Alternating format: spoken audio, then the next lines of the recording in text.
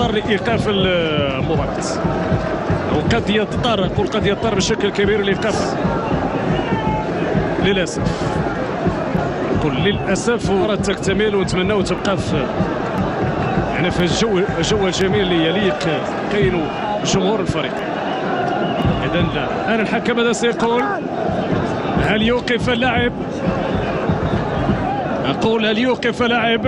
الحكم في حالة ما الأمور تخرج عن السيطرة لأن هناك سلبية في المدرجات، هناك أشياء الآن لا تمت بصلة كما يقال. إذن يتابع كتاب نحيه بالفعل ويتابع الآن ما يحدث في المدرجات لعل وعسى تهدى الأمور. إذن 57 دقيقة مشارف الدقيقة 58 1-0 الوداد متقدم على المغرب التطواني منذ بداية الجولة الثانية.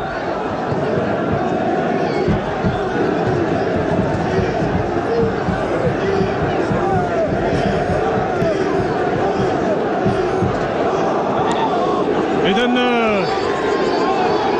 هذا اللي تخوفنا منه، تكون هناك إصابات وبالفعل سيكون هناك إصابات.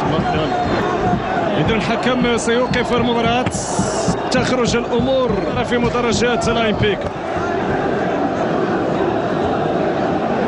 للأسف القمة إلى حدود تتوقف في مباراة مغرب أتلتيكو تطوان وضيف فريق الوداد رياض.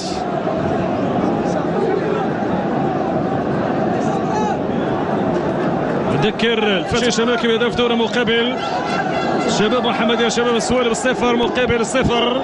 فتح رياضي إيرفيغا في حدود الدقيقة 34 وهي نفس النتيجة المسجلة في هذه المباراة بين المغرب التطواني والوداد رياضي منذ الدقيقة 48. رشدي ولاد يسجل في مرمى فريقه فريق المغرب التطواني. إذن في انتظار أن تهدى الأوضاع.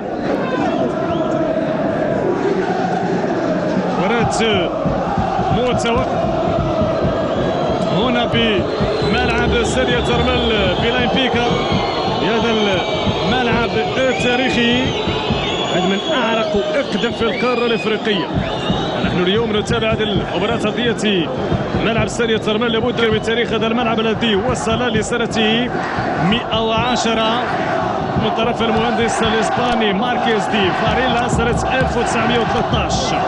الرياضية ملعب سالية ترمل يعتبر الملعب الوحيد بالقارة الإفريقية الذي تجاوز زمن ولا زال يحتضن مباريات رسمية. وقد سبق انتظار بعد قيادة المنتخب الوطني كما احتضر كذلك نهائي كأس العالم بين الوداد الرياضي والنهضة القنيطرية سنة 1978 وبالضبط يوم 16 يوليوز.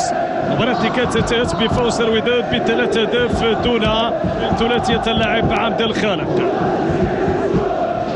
نذكر مباراة اليوم المواجهة جماعة المغرب أتلتيكو تطوان والوداد الرياضي موسم 56 بمدينة الدار البيضاء بملعب ستاد فيليب 3-1.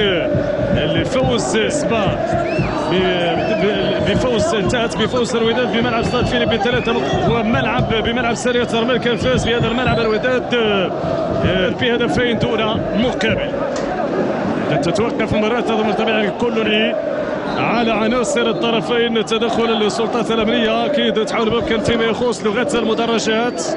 من دبر المباراة سيدون يسجل كل مي ثم بعد ذلك سيقدم تقرير مفصل بخصوص الأحداث التي جعلت الحكم نحية يوقف المقابلة بسبب الأحداث اللي يشهدها أو تشهدها مدرجات ملعب الأولمبيك. 61 دقيقة هدف. هل تسالف المباراة؟ من جديد يضطر الحكم، كان يحاول بالحكم نحيه الآن توقف المعطيات يسا ضوء القرار الذي سيتخذه محمد الحياح.